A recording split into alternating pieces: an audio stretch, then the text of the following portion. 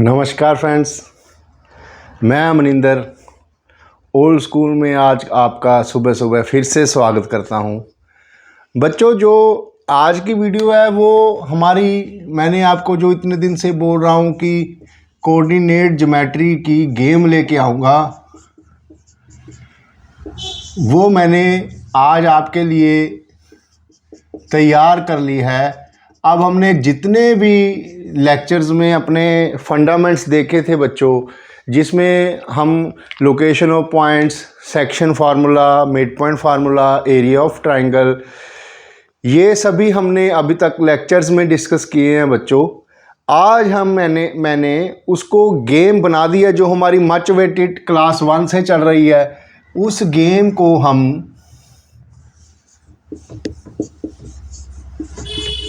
खेलेंगे। आप मेरे साथ उस गेम को समझना, खेलना, घर पे ट्राई करना, जिससे आपकी बच्चों बेसिक्स काफ़ी इम्प्रूव हो जाएगी। जरूरी ये सिर्फ क्लास 10th के बच्चों की बात नहीं है।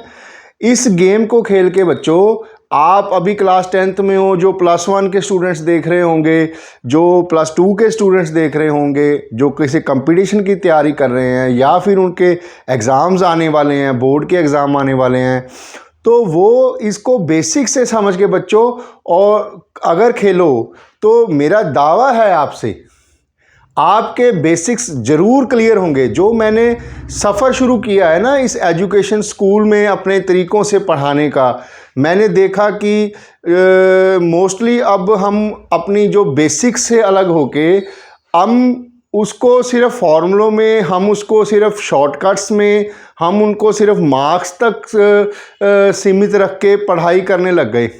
तो मेरी शुरू से ही इस चैनल से आपको समझाने की ये मेरा मेन मकसद था कि जिसमें मैं आपको बच्चों ये समझा सकूं कि एजुकेशन, पढ़ाई जो है वो सिर्फ कंपटीशन लड़ने का नाम नहीं है। पढ़ाई जो है वो आपको basics, day to day life, इस सभी में आपके काम आएगी। और मैं आपको ये बात दावे से कह सकता हूँ बच्चों आज, कि जब आप पहले ये गेम को शुरू करो, आपको फ़र्क नज़र आएगा अंडरस्टैंडिंग में। आपके जो ब्रिलियंट स्टूडेंट्स हैं, जो समझते हैं कि उनकी पकड़ मजबूत है, वो भी इस गेम को खेलें। जो वीक स्टूडेंट समझते हैं, जो अपने आप को कहीं उनके माइंड में ये होता है कि उनको मैथ्स वीक लगता है, तो वो इनको खेलें। जब वो इसको खेलेंगे, इसको ध्यान से देखेंगे, और तब उनको ये समझ आ जाएगी। और अगर मैं 10-20% के बच्चों का लेवल अप करने में भी कामयाब रहा, तो मैं अपने आप को बहुत ही सफल मानूंगा। मेरी ये वीडियो सफल हो जाएगी। बच्चों, मेरा ये जो ओल्ड स्कूल का सफ़र मैंने शुरू किया, यही सोच के किया है कि जो बच्चे ब्रिलियंट हैं वो तो हैं, मगर जो थोड़े से कमज़ोर समझते हैं अपने आप को, बेसिक्स के कमज़ोर होने की वजह से, वो थोड़ा बेसिक से शुरू करके वो भी आगे आएँ, वो भी कंपटीशन में आएँ। वो अपने आप को कमज़ोर मत समझें, क्योंकि भगवान ने आपको जो ये दिमाग दिया है ना बच्चों, भगवान तो, गॉड एक्चुअली इज़ ग्रेट। जो मैं लेक्चर्स में आपको टॉपिक्स, मैंने पहले हार्ट के ऊपर बनाया था, फिर मैं अब वो क्लास 10th में था, अब फिर मैंने अब एक और मॉडल लेके आने की सोच रहा हूँ, जिसमें मैं आँख कैसे काम करती है। ये बायो के स्टूडेंट्स हैं जो 10th के हैं, उनको भी समझने में इजी है। और उसके बाद वो जब +1, +2 में, 12th में होंगे बच्चों, ये मैं सब्जेक्ट वाइज नहीं कर रहा कि आप ये सोचो कि मैं मैथ्स ही पढ़ा रहा हूँ। आप ये सोचो, अगर बायो की बात करें, अगर मैंने हार्ट की वर्किंग एक्सप्लेन कर दी तो मैं हार्ट बायो पढ़ा रहा हूँ। नहीं बच्चों, ये हमारी पढ़ाई जो है, इसको आपने सब्जेक्ट्स में बदल दिया। हमारे एजुकेशन सिस्टम ने सब्जेक्ट्स में बदल दिया। वो बच्चों के दिमाग में यही बात बार बार लेके आते रहे कि ये मैथ्स है, ये फिजिक्स है, ये केमिस्ट्री है। उन्होंने सब्जेक्ट्स बांट दिए, सब्जेक्ट्स में टीचर्स बांट दिए।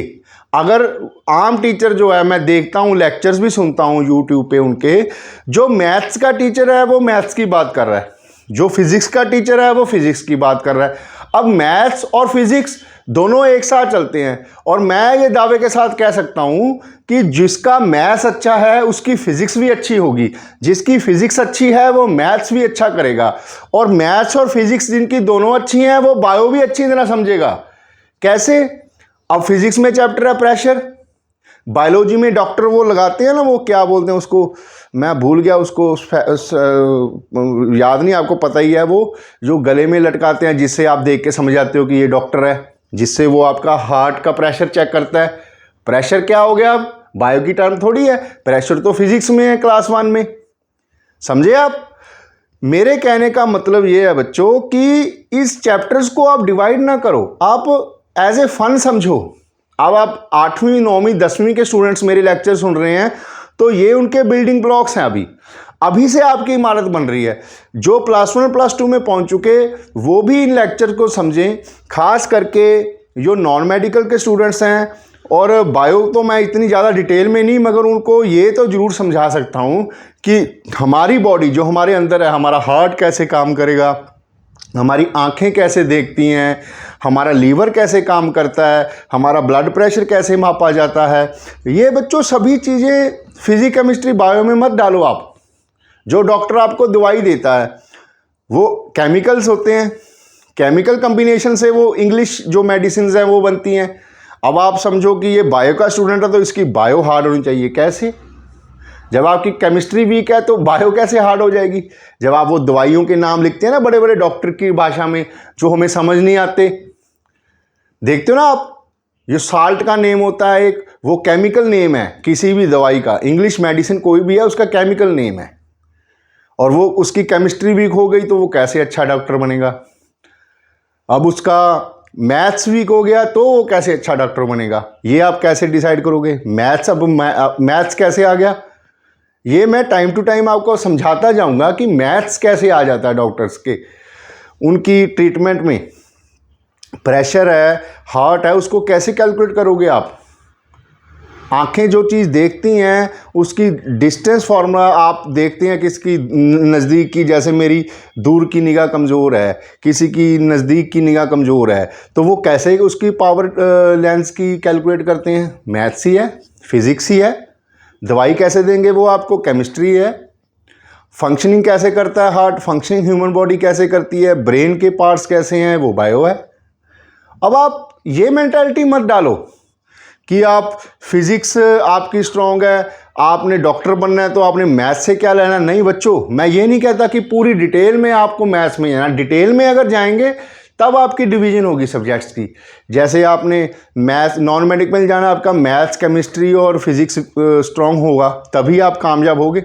मगर आप डॉक्टर में, अगर आप बायोलॉजी में मेडिकल लाइन में जाएंगे तो बायोलॉजी भी आपको डिटेल में पढ़नी पड़ेगी। बट बच्चों बेसिक्स तो आपके क्लियर। अब आप 10th में हो, 9th में हो, यहाँ से आपको अपने अंदर की ताकत का एहसास होगा।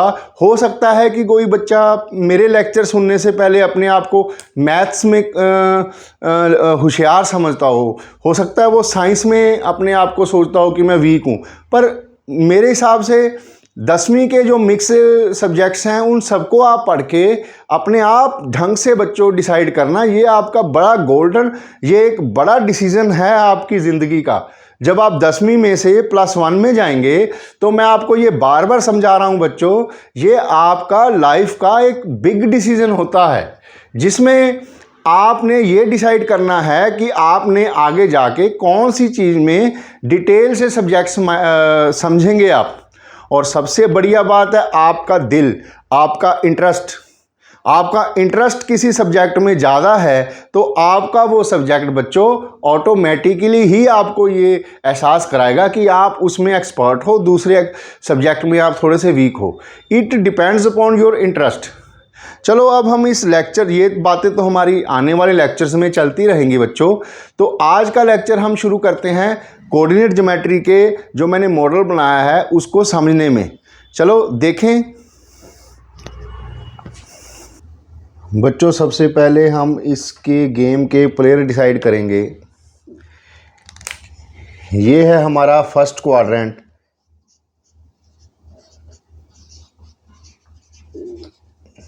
ये आपके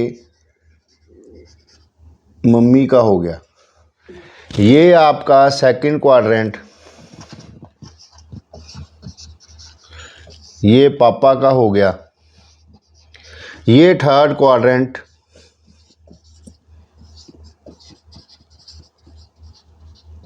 आपके ब्रदर या सिस्टर का हो गया, ये फोर्थ क्वाड्रेंट आपका हो गया, योर्स। ओके बच्चों, चलो अब हम गेम की शुरुआत करते हैं।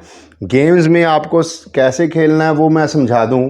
बच्चों ये दो बॉटल्स हैं, इसमें ये एक्स एक्सिस की है, इसके ऊपर एक्स एक्सिस लिखा हुआ है, ये वाई एक्सिस लिखा हुआ है। इसमें दो डाइसिस हैं, रेड वाली जो डाइस निकलेगी वो रेड की तरफ आपने नंबर बढ़ना है ओरिजिन से, अगर ग्रीन वाली निकली तो ग्रीन की तरफ आपने ओरिजिन से नंबर बढ़ना है। ये वाई एक्सिस है, इसके बाद वाई एक्सिस हो गया। यहाँ से दो कलर हैं आपके पास, येलो और वाइट।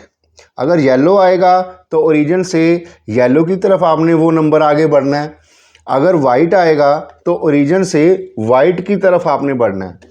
जब भी कोई गेम खेलेगा प्लेयर, उसको दो मौके मिलेंगे, एक बार पहले एक्स एक्सिस से उठाना है, फिर वाई एक्सिस से उठाना है। चलो अब हम अपनी गेम की शुरुआत करते हैं। जो ये रबर बैंड लगे हैं इसको पहले हटा देते हैं।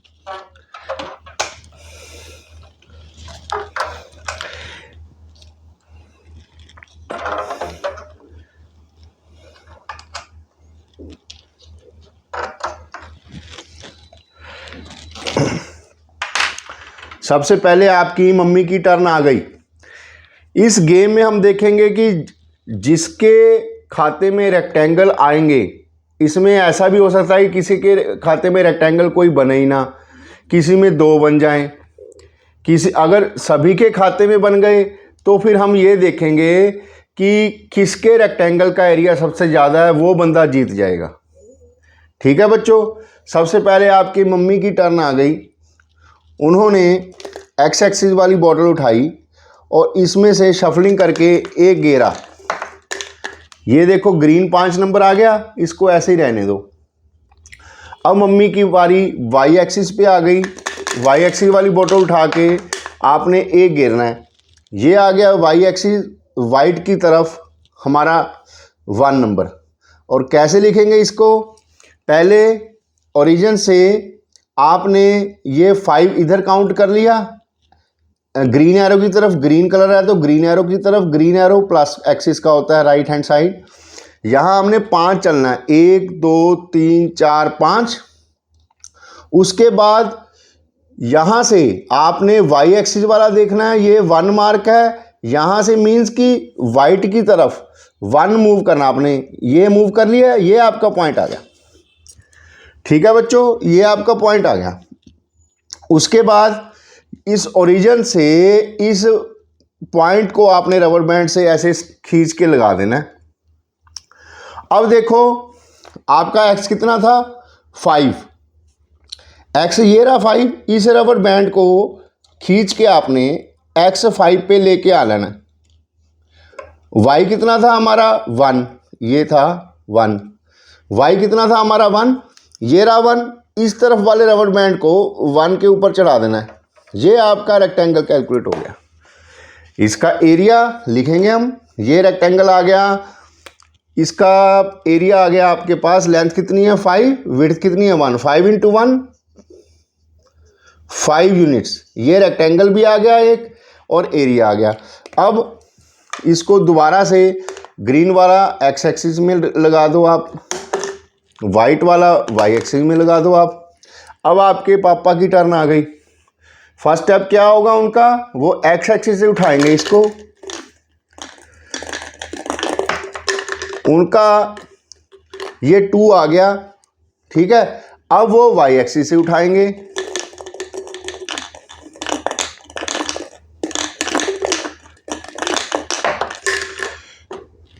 उनका येलो आ गया 5।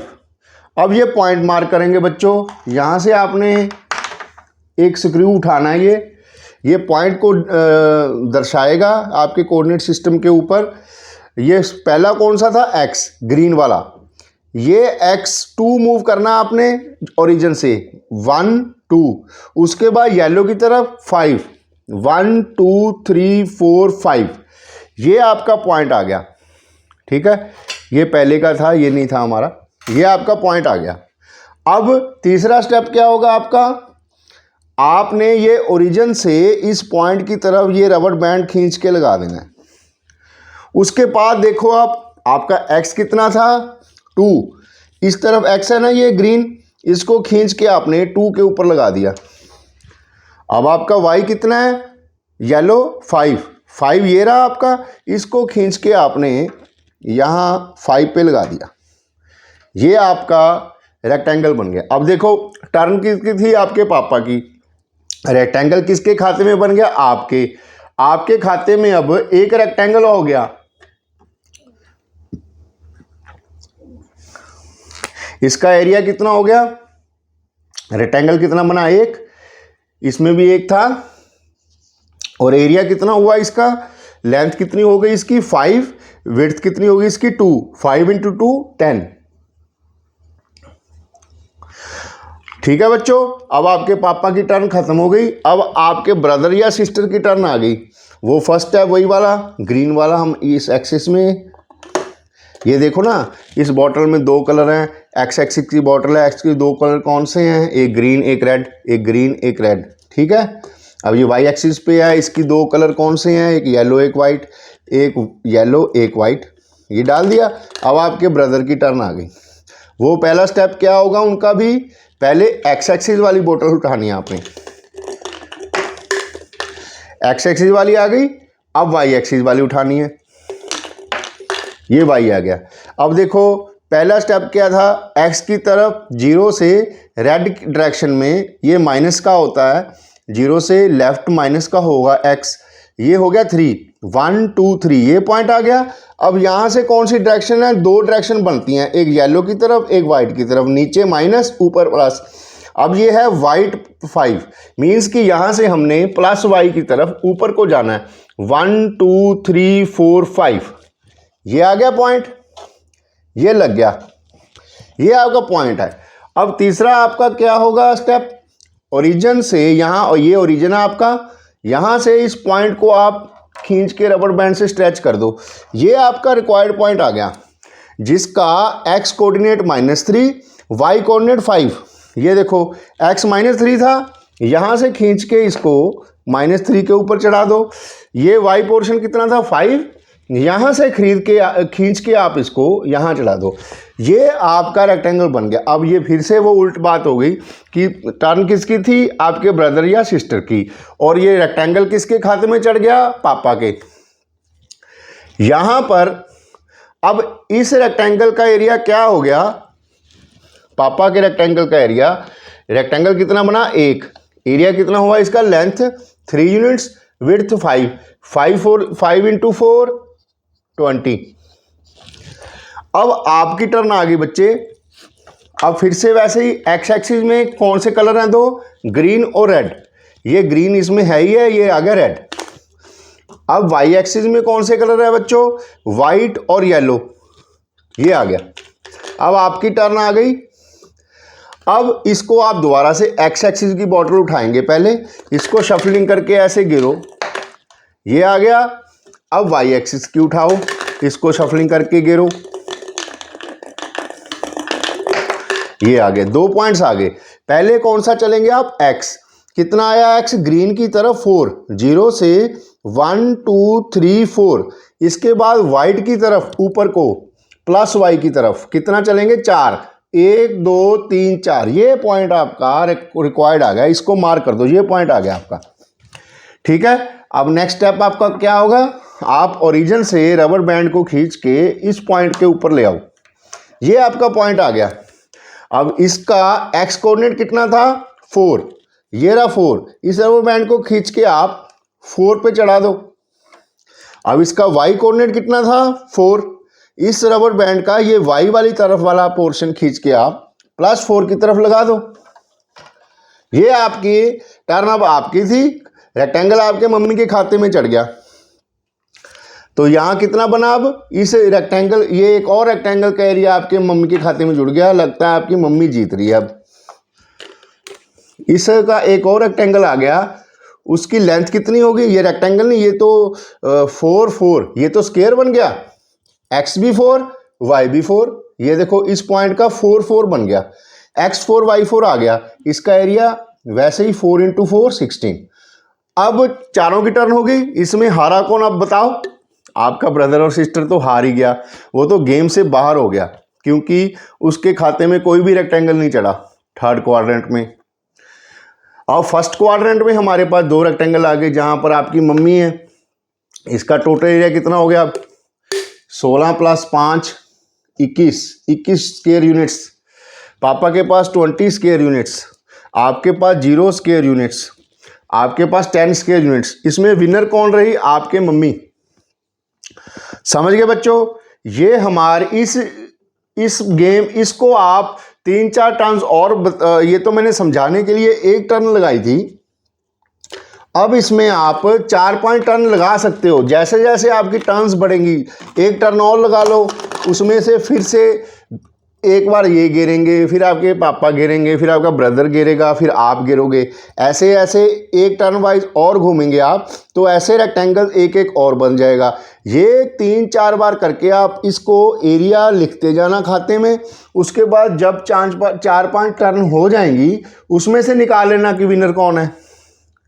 ठीक है। इस गेम में आप बहुत सी चीज़ें ऐड कर सकते हैं। ये तो शुरुआत है, इसके बाद मैं टाइम टू टाइम इसमें गेम्स की ऐड करता जाऊंगा, क्योंकि हमारे पास बच्चों इतनी सारी डाइसेस हैं। ठीक है। इनका कॉम्बिनेशन बना के हम इसको नमी गेम में भी डाल सकते हैं, जो टाइम टू टाइम इसमें न्यूमरस गेम्स बनेंगी। ये आपका बेसिक था इस गेम की अंडरस्टैंडिंग के बारे में। इस गेम में आपको बच्चों एक तो लोकेशन ऑफ पॉइंट्स क्लियर का हो गया, एक्स कितना होगा, वाई कितना होगा, कैसे लेना है, कैसे फर्स्ट क्वाड्रेंट में आएगा। जैसे ये ग्रीन आ गया, एक्स गिरा आपने ग्रीन, एक्स पॉजिटिव आ गया, वाई गिरा आपने वाइट।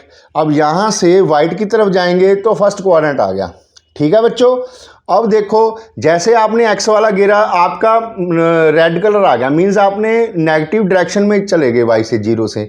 उसके बाद आपका वाई वाले एक्सिस में आपका वाइट कलर आ गया। वाइट कलर, इस एरो को देखो बच्चों, इसको नहीं, ए एरो को। यहाँ से ऊपर की तरफ चले आप तो आप सेकंड क्वाड्रेंट में पहुँचोगे।